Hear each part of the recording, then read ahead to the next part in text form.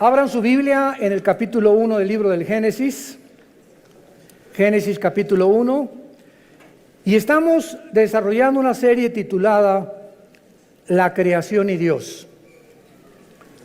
Les recomiendo que compren las anteriores porque estamos analizando con microscopio, no con lupa. Con microscopio solamente los primeros 2 capítulos del libro del Génesis. Ya hemos grabado casi hasta el capítulo 40 el Génesis versículo por versículo, pero nunca me había yo detenido para hacer un examen y un análisis tan exegético, tan detallado, tan minucioso, porque conforme vamos avanzando y desarrollando nuestro carácter cristiano y permitiéndole a Dios que refresque cada día y que nos dé más luz, como dice Salomón, el camino del justo es como la aurora, hasta que el día es perfecto. Es como la aurora, ¿verdad?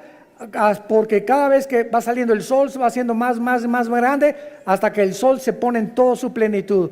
Así es el camino del justo como la aurora. Si tú caminas con Dios es un banquete todos los días. Y mientras más cerca estés de Jesucristo, más entendimiento, comprensión, sabiduría e inteligencia vas a tener. Y es impresionante que tú puedas leer la Biblia, por ejemplo, el Evangelio de Juan hace 2 años, y lo lees cada 3 o 4 meses, y cada vez que tú lees algo que ya habías leído, descubres algo que nunca te habías fijado que estaba ahí. ¿Les ha pasado, verdad? Aunque no digan amén, yo sé que sí es. Pero así es con la Biblia. Yo he estudiado Génesis, ¿verdad? Muchísimas veces Apocalipsis, y estos últimos meses que Dios, el Espíritu Santo, me hizo concentrarme aquí, descubrí, ¿verdad?, que había cosas, piedras preciosas, oro, plata escondido detrás de todas las palabras hebreas, de la forma como se ha descubierto a través de la ciencia, la paleontología, la astronomía, la arqueología, cosas que la misma ciencia comprueba que la Biblia tenía razón. Pero lo más importante es que en estos 8 conferencias llevamos 2 versículos. Imagínense nada más si estamos analizándolo con microscopio. 2 versículos llevamos, el 1 y el 2. Y hoy acabo con el 2. ¿Por qué? Porque se descubrió, ¿verdad?, últimamente, que cuando Dios dice, en el principio Dios creó los cielos y la tierra, no se refiere al principio del primer día de la creación del ser humano. Sabemos que la Biblia nos muestra que en 6 días Dios ordenó el planeta Tierra, pero antes de nosotros, ¿existía alguien? Claro, los ángeles. En el capítulo 38, del 4 en adelante del libro de Job, lo hemos visto ya en las conferencias pasadas, los ángeles estaban con Dios cuando Él estaba midiendo la tierra, dándole vuelta a la tierra, calculando su velocidad sobre su eje en 24 horas alrededor del sol. Los ángeles ya existían antes que nosotros. Y nosotros fuimos creados después que los ángeles. Y lo interesante de todo este estudio que estamos desarrollando es que la Biblia nos enseña que este planeta, antes que tú y yo lo ocupáramos y antes que Dios creara al ser humano, este planeta había estado ocupado por los ángeles. Y la Biblia así lo enseña. ¿Dónde está? Léela. Y vamos a ver a través de todo esto, ¿verdad? Hemos ya compartido mucho, pero lo más importante es lo siguiente. Hay muchas personas, vuelvo a repetir, que enseñan, no es que en el principio la Biblia dice que ahí comenzó la creación, sin embargo nos damos cuenta que no pudo ser así, principalmente por varias razones. La primera es la siguiente: si la Biblia dice realmente que en el principio se refiere al inicio de los 6 días de creación del ser humano, la pregunta es, ¿en qué día se crearon los ángeles? Porque en el 6º día, cuando Adán estaba y Eva creados, ya Satanás, Lucifer, era un ángel caído, esperando ya poblar la tierra, esperando a la primer pareja humana para robar el liderazgo masculino. Por eso atrajo primero a Eva, para separarla del liderazgo, tratar de influir en ella, a través de ellos arrastrar a la raza humana, pero vemos que ya había ángeles antes que nosotros creados. Y no pudieron haber sido creados en 24 horas. Y haber caído en el segundo o en el tercer día, porque la Biblia enseña lo contrario, que Satanás, antes de que nos crea a nosotros, desde aquí planeó Isaías 14, del 12 al 14, y dijo: subiré, y si subes es porque estás abajo, ¿verdad? Entonces cuando Satanás dijo subiré y seré como el Altísimo, es porque él estaba aquí en la tierra, y en Ezequiel 28 dice que él fue creado en Edén. En el mismo lugar geográfico donde Dios puso a Adán y Eva, existía un Edén, pero no como el de Adán y Eva. Existía un Edén de piedras preciosas, porque era, en lugar de plantas y ornamentación de árboles preciosos y de árboles frutales, como Dios puso con Adán y Eva, el Edén de los ángeles caídos era de piedras preciosas, y los dinosaurios habitaron en esa época antes que nosotros, que es el misterio de la arqueología y de la paleontología. Cuando existieron los dinosaurios, pues sabemos que 20 millones de años, 30 millones de años, y tienen toda la razón. Se acaba de descubrir uno en Argentina hace 2 semanas, los huesos de dinosaurios, de fósiles, y eso demuestra que si los dinosaurios, a través de la prueba del carbono 14, el potasio argón y la radioactividad, que son los métodos científicos para poder datar el origen, o por lo menos cuando las cosas comenzaron a ser, datan de 25, 30, 40 millones de años. Entonces, si los dinosaurios están datando que vivieron hace 15, 20 millones de años, ¿qué significa esto? Nosotros los seres humanos tenemos aquí en el planeta Tierra lo máximo 10,000 años, lo máximo. Se calcula que 6,000 años de historia por las genealogías, no más de eso. Pero nuestro planeta es más viejo de lo que nos imaginamos. Y de ahí los programas de Discovery Channel, los aliens, los extraterrestres. ¿Y quién hizo las pirámides de Egipto, las de Yucatán? ¿Quién les dio a los mayas el conocimiento que tenían para, sin calculadora, sin computadora, sin ningún instrumento, sin telescopios, haber datado la Tierra o el movimiento de la Tierra en 365 días, segundos, minutos y segundos? ¿Quién les enseñó a los mayas tan grande inteligencia y conocimiento? ¿Cómo es que todas las estructuras mayas en Yucatán, en Guatemala, Centroamérica, están orientadas a las constelaciones, a las Pléyades y al Orión, que menciona el libro de Job? El Orión son 7 estrellas calientes, y las Pléyadas son las constelaciones que se conocen, ¿verdad?, en el zodíaco, que Dios las hizo, pero no asociarlas con la conducta humana como la astrología. No confunda la astronomía con la astrología, ni la gimnasia con la magnesia, por el amor de Dios. Bueno, entonces hay tantos misterios que la gente no sabe. El Triángulo de las Bermudas. ¿Qué pasa en ese triángulo entre Cuba y Florida y parte del Golfo de México, donde desaparecen barcos? ¿Quién pudo haber construido las pirámides y las construcciones de Machu Picchu en Perú? En una altura impresionante, con rocas de más de 8, 15 toneladas. ¿Quién va a subirlas? ¿En qué grúa las van a subir? ¿Cómo pudieron meter más de 25, 30 mil piedras en las pirámides de Giza en Egipto de 8, 10, 15 toneladas, cuando ni siquiera a 10 kilómetros del Cairo hay piedras? Bueno, cosas así que quién las cortó que parecen mantequilla. ¿Qué sistema de impermeabilización usaron? Dicen que los egipcios, porque están en Egipto, que durante más de 8,000 años que se calcula que las pirámides se construyeron, 5, 8,000 años, ni el aire, ni el granizo, ni el viento, ¿quién pudo haber mantenido esa impermeabilización, esa estructura, para que no fueran ni siquiera erosionadas un milímetro? ¿Qué sierra ocuparon hace miles de años eléctrica para que cortara esas piedras como mantequilla En el siglo XXI no existen ni las de esmeril ni las de punta de diamante, de acuerdo a los ingenieros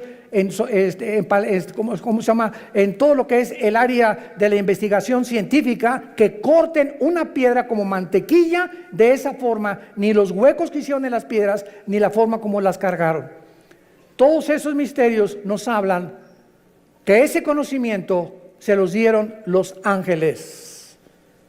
Y estaban aquí antes que nosotros, y estos ángeles siguen bajando al planeta Tierra y siguen comunicándose con ciertas personas y siguen haciéndonos creer que son marcianos, que son jupiterianos, que son extraterrestres. Y las mismas agencias de investigación, como la Organización de las Naciones Unidas, nombró hace 2 o 3 años a un departamento especial en la ONU, y es una señora la encargada hindú para investigar el fenómeno OVNI. Entonces, algo nos dice que hay algo más allá del espacio, pero la gente no sabe que la Biblia nos habla y nos dice que así es. Sí existen extraterrestres, pero no son jupiterianos, ni venusinos, ni marcianos, son ángeles caídos, con contacto con los hombres, dando inteligencia, dando sabiduría a muchas personas, con la única condición que le vendas tu alma al diablo. Y así hay artistas que son bailarines impresionantes, cantantes que son impresionantes, grupos de rock pesado que son impresionantes y que se hacen millonarios, y nadie sabe que detrás de ellos hicieron pacto con Satanás. Y Satanás te hace millonario, y Satanás te hace famoso, y Satanás te hace que llegues a la presidencia de la república, y Satanás te da lo que tú le pidas, pero viene y te cobra la factura. De ahí las palabras de Jesús: ¿de qué le sirve al hombre ganar el mundo si pierde su alma? Muy bien, vamos pues a hacer un estudio muy breve de los ángeles para darnos cuenta que estos ángeles también en la Biblia se les llama estrellas, para que comiences a aprender más acerca de estas entidades espirituales. Ve apuntando los versículos. Jueces 5:20 dice así: desde los cielos pelearon las estrellas, desde sus órbitas pelearon contra Císara. Nos damos cuenta que las estrellas no puede ser un lenguaje literal ni figurativo, sino que se está refiriendo a los ángeles. Y vamos a seguirlo comprobando y leyendo, por ejemplo, ahora en Daniel capítulo 8, versículo 10, dice así, Daniel 8, 10: y se engrandeció, está hablando del anticristo, hasta el ejército del cielo, y parte del ejército y de las estrellas echó por tierra. Y cuando leemos Apocalipsis 12:4, donde ya se corren las cortinas, se nos dice que el dragón o Satanás o Lucifer arrastró la tercera parte de las estrellas del cielo. ¿A quién se refiere? A los ángeles caídos. Entonces vemos en primer lugar que estas entidades espirituales, los ángeles, que existen todavía y que no son los demonios son completamente diferentes a los ángeles, habitaron antes que nosotros el universo, siguen teniendo control en muchas partes del universo y siguen en contacto con muchos seres humanos. Muy bien. Ahora vemos nosotros también muchas cosas que ya habían sido creadas antes que nosotros. Por ejemplo, el sur, el norte, el oriente y el occidente, que forman el cielo, ya existía en el principio, antes del primer día de la creación. Los átomos y las moléculas que forman la materia ya existían antes que nosotros. La tierra ya estaba colgada sobre nada. Antes que se descubriera y dijeran que estaba cargada, que Charles Sattler la cargaba, ¿se acuerdan? O pintaban la tierra sobre una tortuga, y tantas tonterías que hacían los libros de astronomía. La Biblia, en el libro de Job, ya había profetizado que la tierra colgaba sobre nada. El abismo y las aguas ya existían antes que nosotros, y las tinieblas ya cubrían la tierra. Todo esto fue creado en el principio. Ahora pongan atención, por favor. Cuando dice la Biblia, en el principio, no había ángeles, no había serafines, no había querubines, no había absolutamente ninguna criatura en el universo, ni galaxias, ni hoyos negros, ni planetas, ni estrellas, más que el Padre, el Hijo y el Espíritu Santo. Dios habita en la eternidad. Y cuando la Biblia dice en el principio, Dios formó e inventó el tiempo, porque el tiempo no existe en la eternidad. Cuando hablamos del tiempo, claro que nos imaginamos una línea que parte de aquí, decimos por sécula seculorum, por los siglos de los siglos, o sea, que nunca va a tener fin. Esto no es la eternidad.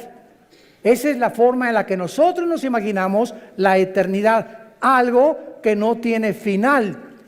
La eternidad no tiene tiempo. Velo apuntando. En la eternidad no hay la materia como la de nosotros. Y en la eternidad no hay pasado ni futuro, hay presente nada más.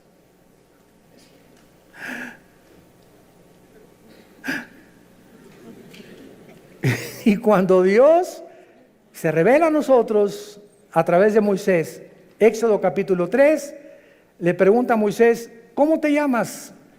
Y entonces en el hebreo se usan 4 consonantes sin vocales que se tradujeron Yahweh o Jehová, que significa en el tetragramatón, yo soy el que soy. O sea, no soy el pasado ni el futuro, yo soy el que soy ahorita, en el presente. Entonces, esto no lo podemos nosotros imaginar hasta que venimos a la Biblia. Les dije que les iba a salir humo por las orejas. Miren ustedes, ¿cuándo fue escrito el Apocalipsis? Hace 2000 años por el apóstol Juan, ¿ok? Juan está hace 2000 años en la isla de Patmos, 93, 94 años de edad, se calcula que murió como a los 96, 97 el apóstol Juan. Ahí se le aparece Dios y Juan viaja en el tiempo 2000 años. Viaja hacia el futuro y ve algo que no ha sucedido y que está escrito en el Apocalipsis. Los juicios, las plagas, las trompetas, las copas, el anticristo, el falso profeta, la iglesia cómo iba a acabar, todo Juan lo ve y lo escribe aquí. Entonces Juan está escribiendo algo que ya sucedió, que no ha sucedido y que está por suceder. Les dije. O sea, Juan está escribiendo algo del futuro que ya sucedió, porque si lo vio, tenía que estar viendo algo que estaba sucediendo. Y al mismo tiempo, él estaba 2000 años antes. Y nosotros nos encontramos en medio, porque él ya dijo que ya pasó, no ha pasado en nuestro tiempo presente y está por suceder en el futuro para nosotros. Entonces nos encontramos nosotros en un universo cerrado de 4 dimensiones, abajo de la eternidad. Señor, dame sabiduría. La eternidad es la habitación donde vive Dios. Dice Isaías, Dios habita la eternidad y la santidad y con los quebrantados de espíritu. Dios deja esta dimensión que no es la de nosotros. Hasta que muramos vamos a entrar a la eternidad, aunque ya tenemos la garantía del Espíritu Santo cuando Él nos selló como hijos de la familia de Dios. Y Dios deja la eternidad y Dios crea el tiempo en el principio. Y en ese principio Dios crea el espacio, el tiempo y la materia. Y lo primero que Dios crea es a los ángeles. Y los ángeles están divididos en un rango especial. Veamos estas diferencias de la forma en la que Dios crea a los ángeles en 2 pasajes. El primero se encuentra en Efesios, capítulo 6, versículo 12 y el segundo en Colosenses 1:16. Escuchen lo que dice Pablo. No tenemos lucha contra carne ni contra sangre. Entendámoslo, cristianos. Tu lucha no es contra tu suegro, contra tu suegra, contra tu esposa, contra tu esposo, contra tus padres, muchacho que me escuchas, contra el gobierno, contra los temas comunistas o marxistas o socialistas o nazismo o fascismo. La lucha no es contra nada que nos rodea físico de ningún ser humano, sino contra criaturas, entidades espirituales que existieron antes que tú y antes que yo existiera, que son más reales que tú y que yo, y que la Biblia les llama principados, gobernadores, potestades y huestes espirituales de maldad, que influyen en los gobernantes, en tu suegra, en tus hijos, en tu novia, en tu novio, en tu esposo, en los deportistas, en los cantantes, en los políticos. Este mundo que nos rodea, que se podría llamar empírico, como dicen los ateos, yo no creo nada de lo que no veo, en lo que no oigo, en lo que no huelo, ni lo que puedo palpar a través de los 5 sentidos. Qué reducidos y qué encarcelado estás si eres ateo. Porque hay otra dimensión que nos rodea que es mucho más real, que la Biblia nos saca a la luz y que nos muestra que si no estás tú consciente de este mundo que nos rodea, te van a volver loco tarde o temprano.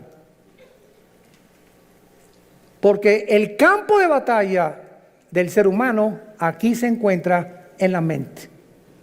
Aquí está la guerra entre el bien y entre el mal. Y nosotros decidimos de qué partido nos vamos a poner. Del América o de las Chivas. Del Barcelona o del Real Madrid. Será melón, será sandía. Es la decisión de nosotros como agentes morales responsables. Dice Efesios 6:12, no tenemos lucha contra sangre y carne, ya vivamos en el Espíritu. Dejemos, y en lugar de pelear contra tus padres, contra tus hijos, contra el gobierno, oremos.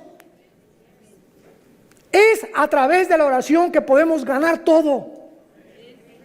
Es a través de la oración que cambia a tu esposo, que cambia a tu esposa, que cambia a tus hijos, que cambia a tus papás, que podemos cambiar el gobierno, que podemos cambiar muchas cosas. Es nuestra arma espiritual, la oración. Porque nuestra lucha es contra principados, contra potestades, contra los gobernadores de las tinieblas de este siglo, contra huestes, o sea, ejércitos, millones. Estos son los demonios espirituales de maldad en las regiones celestes.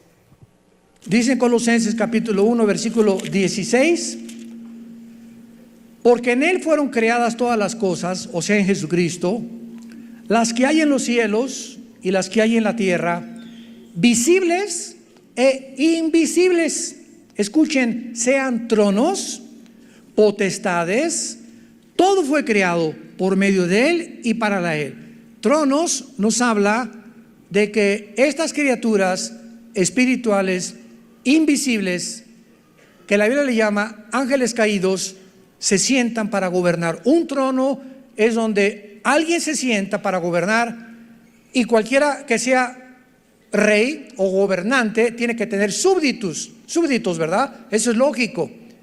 Entonces hay gobernadores de las tinieblas que tienen gobernando sin que la gente lo sepa, están siendo gobernados, está siendo influido por espíritus inmundos, espíritus de maldad que quieren desviarte y abortar el plan de Dios para tu vida. Dominios son los que dominan o ejercen control sobre lugares geográficos de la tierra. Hay principado sobre México, otro sobre Canadá, otro sobre Estados Unidos, otro sobre El Salvador, sobre Nicaragua, Brasil. En cada país hay un principado satánico. Debajo del principado hay gobernadores, y hay un gobernador en el estado de México, en el estado de Oaxaca, en el estado de Nuevo León, y así como hay gobernados y está organizada una república, más o menos de la misma forma están organizados ellos también. Y este modelo de organización se encuentra en la Biblia, desde el libro de Deuteronomio. antes que el derecho romano existiera.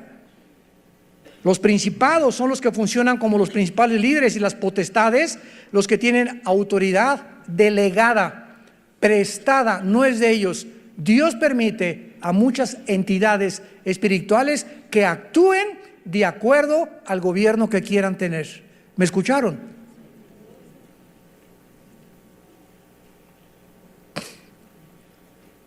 Primera Samuel capítulo 8. Samuel se acerca a Dios.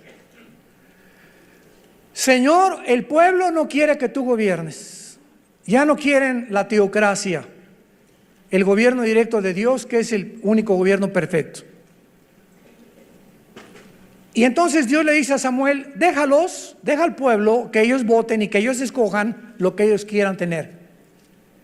Y van a escoger, como antes no me consultaron a mí, ni me tomaron en cuenta. Dios le dice a Samuel, 1 Samuel 8, van a escoger a un hombre, y Dios profetiza lo que el rey Saúl iba a hacer con Israel. Y van a escoger un hombre que va a entrar con muchas cosas, prometiendo muchas cosas, etcétera, etcétera, y los va a acabar oprimiendo, y se van a arrepentir y se van a volver enemigos contra mí. Y fue exactamente lo que le pasó al rey Saúl. Acabó consultando brujas. ¿Se acuerdan a la bruja de Endor? Entonces Dios no puso a Saúl. Dios permite.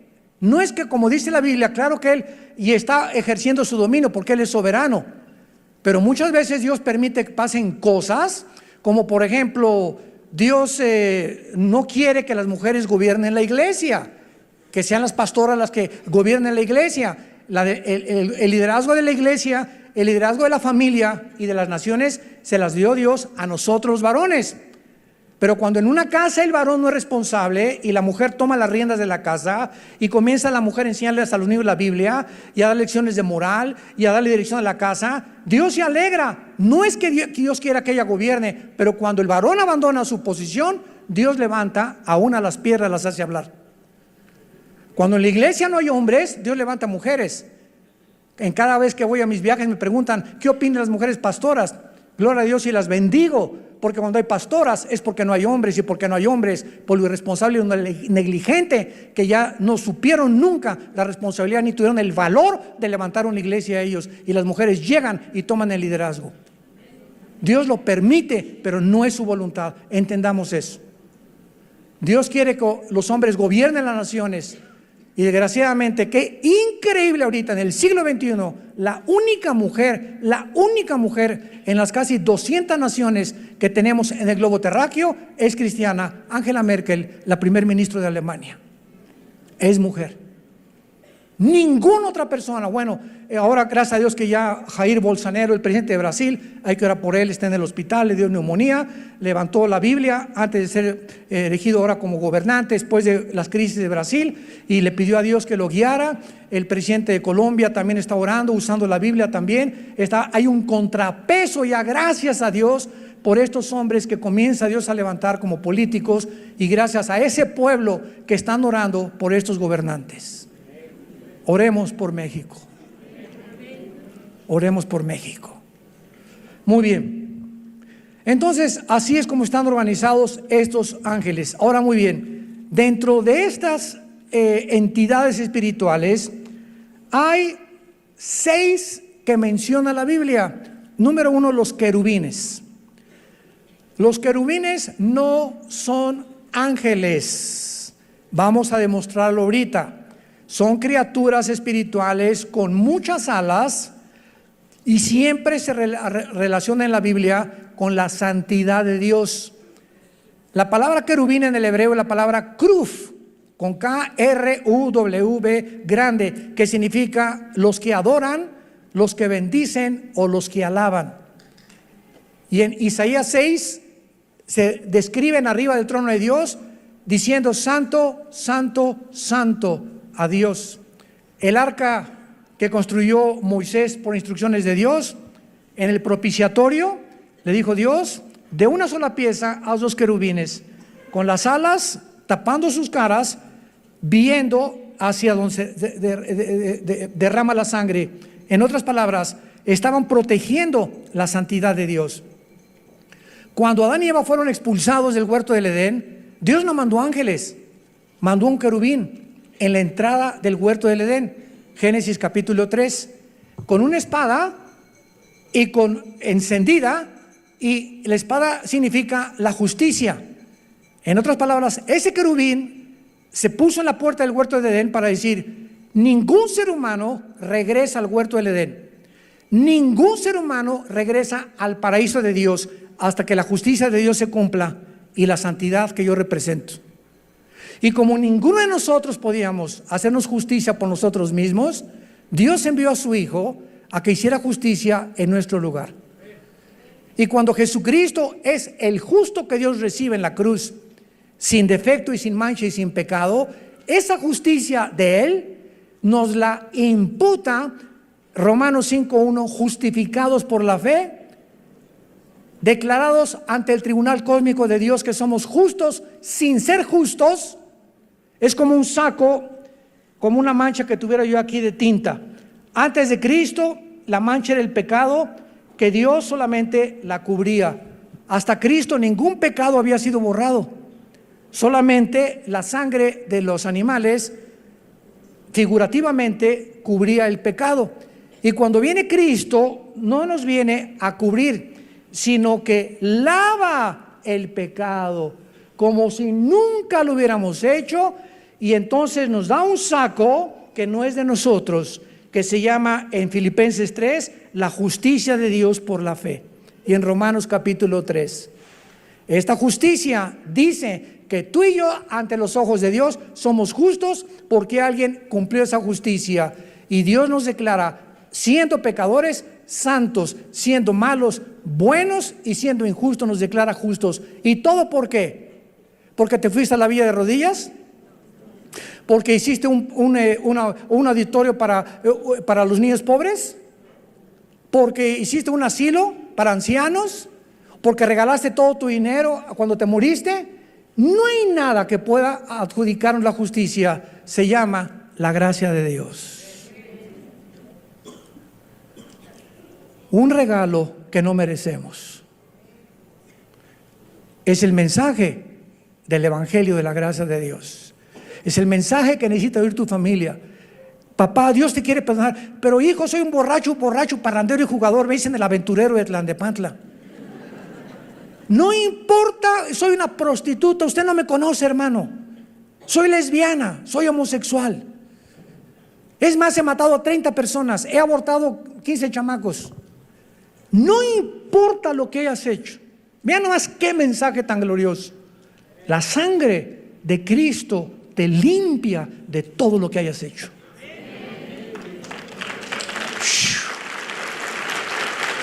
¡Wow! Mensaje de la gracia de Dios. En segundo lugar tenemos los serafines. Sarap es la palabra hebrea, sarap con ph al final, que significa los que arden. Los serafines son otras criaturas espirituales que arden, o sea, de pasión, se consumen con el fuego por la santidad y el amor de Dios. Es lo único que se nos da a conocer en la Biblia. Adoran sin cesar y aparecen una vez nada más en la Biblia, en Isaías 6. En tercer lugar tenemos a los arcángeles. En la Biblia se menciona a un arcángel, arc, ese prefijo que significa grande o el más grande, ángel, enviado o mensajero. Arcángel, el principal de los ángeles significa, o el jefe de los ángeles, y el nombre es Miguel. Miguel significa, el primero significa quién como Dios. Si tú te llamas Miguel, Miguelón, significa quién como Dios tu nombre. Y aparece en 3 pasajes nada más de la Biblia el nombre de Miguel, en Daniel 12:1, involucrando la defensa de los judíos; en Judas, versículo 9, disputando con Satanás el cuerpo de Moisés; y en Apocalipsis 12, del 7 al 12, luchando contra Satanás y los ángeles, y él como jefe del ejército de Dios.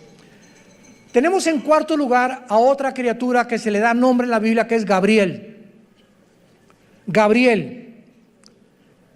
Y este ángel Gabriel significa el poderoso. Si te llamas Gabriel o te dicen Gaby, eres el poderoso, no tú, lo que significa el nombre. Y aparece 4 veces en la Biblia el nombre de Gabriel. Gabriel es el más importante correo de Dios. El ángel que Dios ha enviado a las misiones más importantes de la tierra desde que nos creó. Gabriel aparece en Daniel 9:20, trayendo a Daniel la respuesta del cielo de las 70 semanas de lo que le queda al pueblo judío de existencia. En Lucas 1:26 y 27, en segundo lugar, él es el que le revela a María, a la Virgen María, que iba a ser madre del Hijo de Dios, de Jesús. Y en tercer lugar, en Lucas capítulo 1, versículo 8, donde le anuncia a Zacarías, el esposo de Elizabeth, que era prima hermana de María, el nacimiento de Juan el Bautista. Y Gabriel ya no vuelve a aparecer jamás en las páginas del abismo. Muy bien, tenemos en quinto lugar en Apocalipsis capítulo 9 a otro ángel que se encuentra encerrado en un lugar que se llama el abismo. El abismo se encuentra en el centro de la tierra y es donde se encuentran todos los demonios. El otro lugar es el infierno, donde se encuentran todos los espíritus humanos. Y el otro lugar, segunda de Pedro 2:4, el Tartarus, que se tradujo infierno, donde están los ángeles caídos más poderosos. Pero aquí en Apocalipsis 9 vemos nosotros en el versículo 11 que el jefe de los demonios no es un demonio, es un ángel caído que quién sabe qué hizo el chiquito pero se quedó encerrado y va a ser liberado con todos los demonios en el tiempo de las trompetas que comiencen a sonar, tal vez en la quinta trompeta. Y dice así, Apocalipsis 9, versículo 11: tienen por rey sobre ellos al ángel del abismo, cuyo nombre en hebreo es Abadón y en griego Apolión. La palabra Apolos, Apoluni en griego significa el destructor. Entonces es el segundo más poderoso de Lucifer o Satanás, que está encerrado en el abismo y lo puso Dios como jefe, como una cárcel. Él es el guardián de esa cárcel de todos los demonios. Y finalmente tenemos a Satanás, que su nombre no es Satanás ni tampoco es el diablo. El nombre de esta criatura espiritual que era del rango de los querubines. Lo vamos a ver en las próximas conferencias en Ezequiel capítulo 28. Él era un querubín y Lucifer es el nombre del diablo. La palabra Satanás significa enemigo, apúntalo, o adversario. Viene del hebreo Satán, pero ese no es un nombre, es un título. Diablo significa acusador, tampoco es un nombre, es un título. El nombre es Lucifer. ¿Qué cosa más irónica que significa Lucifer? El que lleva la luz, el portador de la luz. Y se le asociaba con Venus, con el planeta Venus. Y a los ángeles se les asocia con las estrellas. Y todo esto lo vamos a ver por qué.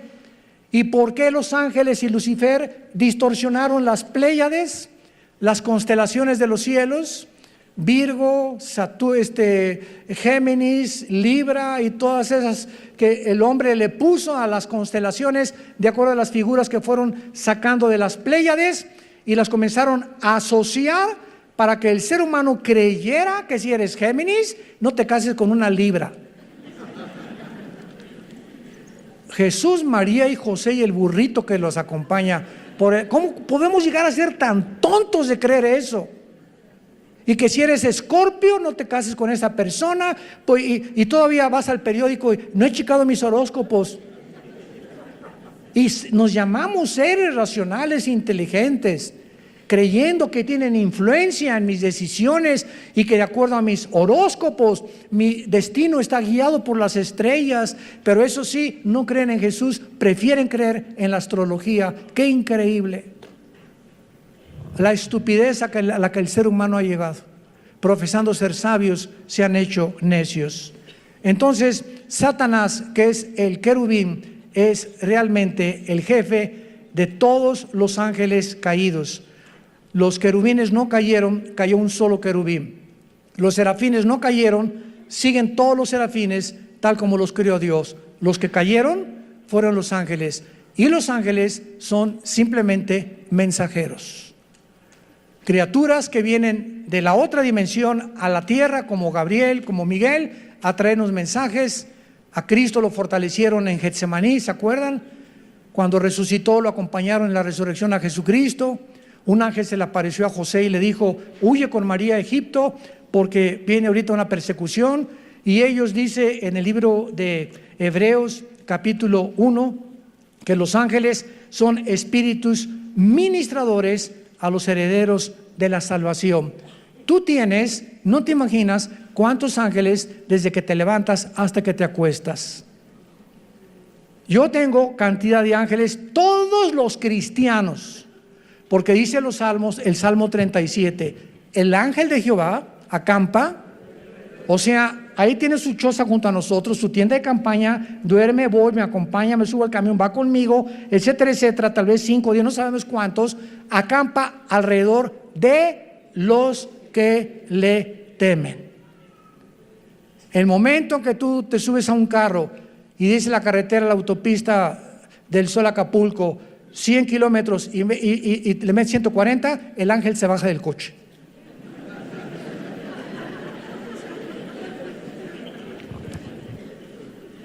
Yo hace muchos años, antes de ser cristiano, corría motos, fue otra de mis pasiones. En 2 circuitos corrí motocicletas, tuve 2 accidentes de muerte. Bueno, tuve 4 en total antes de ser cristianos de muerte, así de muerte, que sobreviví por el plan de Dios. Y cuando me convertí, ¿verdad? Me dijo un hermano: mira, si quieres, dije, ya no quiero motos deportivas, una Harley Davidson. Me dice, hace muchos años, me dice este hermano, que era un pastor, un consejero, si tú quieres usarla, le dije, ¿puede un cristiano como una moto? Claro que sí. Una bicicleta, claro. Un patín del diablo, también aunque se llame diablo, sí puedo usar el patín también, porque no son del diablo, ¿verdad? Puede esquiar, claro que puede esquiar. Me puedo aventar de la quebrada, aviéntate si quieres.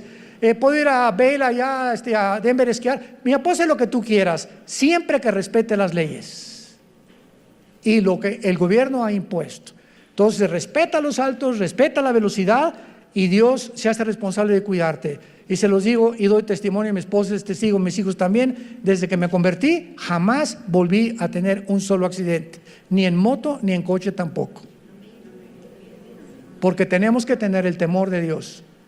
Y entonces Dios nos cuida y sus ángeles nos van a abrir el camino y van a evitar muchos accidentes en nuestra vida, que de otra manera tenemos por querer violar las leyes de Dios. Y finalmente, existen ángeles, ¿verdad?, al servicio de Dios y al servicio de Satanás. Los decaídos que estamos hablando y los que Dios envía a los cristianos y a las iglesias. Todas estas criaturas, los ángeles, fueron creados libre moralmente, inteligentes, son espíritus del más alto rango, poderosos en fuerza, en sabiduría, en inteligencia. Pero qué increíble que dice en 1 de Pedro y en 2 de Pedro que estos ángeles que nos sobrepasan en inteligencia, en poder y en fuerza, están todos los días aprendiendo de nosotros. O sea, cuando yo abro la Biblia en la mañana o tú en tu casa, ahí están de fisgones. ¿Qué estará leyendo Armando ahorita? A ver, mira lo que descubrió. ¿Tú ya lo habías visto, compadre? No lo he visto tampoco. A ver qué cosa va a escribir en la máquina, a ver esas cosas. Porque este conocimiento Dios no se los dio a ellos, porque ellos no tienen al Espíritu Santo. Y es el Espíritu Santo el maestro. 1 de Corintios capítulo 2 del 10 en adelante. ¿Quién de los hombres conoce las cosas del Espíritu? más que el Espíritu de Dios, que conoce las cosas profundas de Dios. Entonces, si alguien quiere conocer a Dios, necesita no inteligencia, no entendimiento, no sabiduría, necesita al Espíritu Santo. Y Él es, si lo tienes, es la unción, y ya no necesitas otra unción, el que nos guía a toda la verdad. Y los ángeles están aprendiendo la gracia y la misericordia, porque para ellos, escúchame bien, no hubo perdón. Segunda de Pedro capítulo 2, no perdonó Dios a los ángeles. ¿Por qué? ¿Injusticia de Dios? No. Simplemente porque estas criaturas se les dio más que a nosotros. Estaban y vivían enfrente de Dios. Tú y yo vivimos por fe. Creemos en aquel que no hemos visto, le adoramos y le bendecimos sin jamás haberle visto, más que oímos su palabra como las ovejas. Cuando el pastor agarra el cayado y golpea las piedras, ¿sabían que las ovejas son semiciegas? Una oveja ve de aquí a 3 metros, pero si aquí está la oveja y aquí está el pastor, la oveja no lo ve. Y son tan brutas y tan indefensas y tan inútiles, por eso los compararon con ellas. Dios no se equivocó en compararnos con ellas. Que no ven al pastor, pero el pastor no hay un pastor que no traiga un cayado. Y cuando el pastor comienza a golpear, no lo ven, pero siguen sin verlo. Y dice la Biblia en Juan 10, nosotros tampoco lo vemos, pero lo seguimos cuando lo oímos. Aquí en su palabra. Sean hombres de la palabra y hombres del Señor.